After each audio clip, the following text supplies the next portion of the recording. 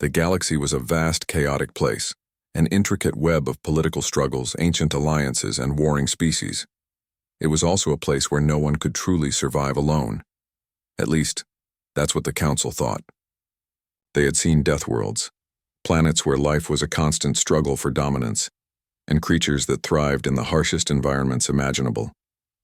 There was one planet, though, that stood out among them all. Earth. It had once been dismissed as insignificant, a backwater world on the far edge of the galaxy. The humans, with their fragile biology and reliance on technology, were not seen as a true threat. Their small, unassuming world was deemed an unlikely place for any significant challenge to the powerful races that ruled the stars. That was until the call for help went out. It started with a distress signal, a simple message broadcasted into the dark reaches of space. Help us. We are humanity. We have nowhere to go. The signal was received by every major power in the galaxy, but the response was less than enthusiastic. Most dismissed it as a mere cry of desperation from an insignificant species. The United Threxian Dominion, known for their brutal conquest of lesser worlds, laughed it off as a distraction. The towering insectoid Drax, who had annihilated entire civilizations for sport, ignored it. Even the cold and calculating Vela, a species whose philosophy was rooted in survival of the fittest, had little interest. Yet something stirred in the deep recesses of the galaxy, a hum of interest among creatures who understood what it meant to fight for survival.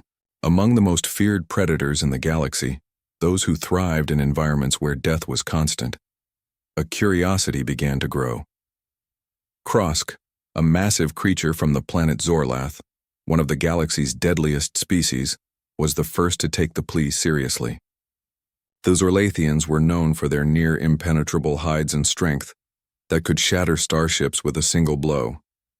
They had destroyed entire fleets in their time, and even the strongest of their enemies feared them. But when Krosk heard the human Plea, something deep within him resonated. They're fighting for survival, Krosk muttered to himself in his native tongue. Maybe we can learn from them. The Zorlathians were not the only ones listening. Across the stars, there were other creatures who had risen to dominance in their respective worlds through sheer brutality and resilience. The Shiran, a species of enormous cold-blooded reptilians with jaws capable of crushing bone, also took note of the Plea. The Arex, a nomadic species known for their unrelenting tenacity in the face of death, became intrigued. These were beings who had mastered the art of survival in the most hostile environments, and they saw something in humanity's message that none of the galaxy's ruling powers could understand. Humanity wasn't just asking for help. They were declaring war. On Earth, the situation had only worsened. After years of war and ecological collapse, the planet's resources were drained. Famine, disease, and natural disasters had decimated the population. The remaining humans had clung to life, fighting for their very existence with a ferocity that no one in the galaxy had anticipated. The day the message was sent was the last cry of a species that had seen its world fall apart. It was their final act of defiance against the universe that had abandoned them. The humans didn't expect help, but the creatures of the galaxy had underestimated the one thing that made humans unique: their refusal to give up. When the first Zorlathian ship arrived in the human system, it was unlike any that had come before it. A hulking vessel, black as night, its engines crackling with immense power. The humans who saw it land on their scorched earth thought it was the end. They had heard of the Zorlathians, of their destructive might. They expected to be wiped out, their cities reduced to rubble. But what Krosk and his people offered was something different. They did not come to conquer. They came to teach. Krosk's massive frame towered over the humans as he stepped off his ship, his eyes scanning the war-torn landscape. His people behind him began to set up their technology, repairing what had been broken. The first words out of Krosk's mouth were simple, but they carried weight. "We are here to fight with you." The humans could scarcely believe it. The Zorlathians, known for their savagery, were willing to fight alongside them. "What do you want in return?"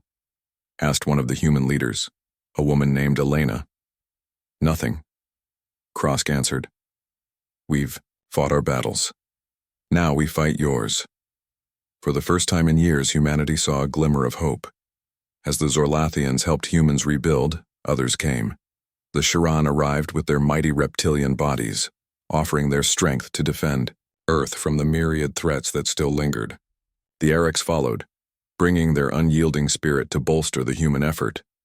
Together they formed an alliance that had never been seen before, a coalition of the galaxy's deadliest creatures, united for one purpose: to ensure humanity's survival.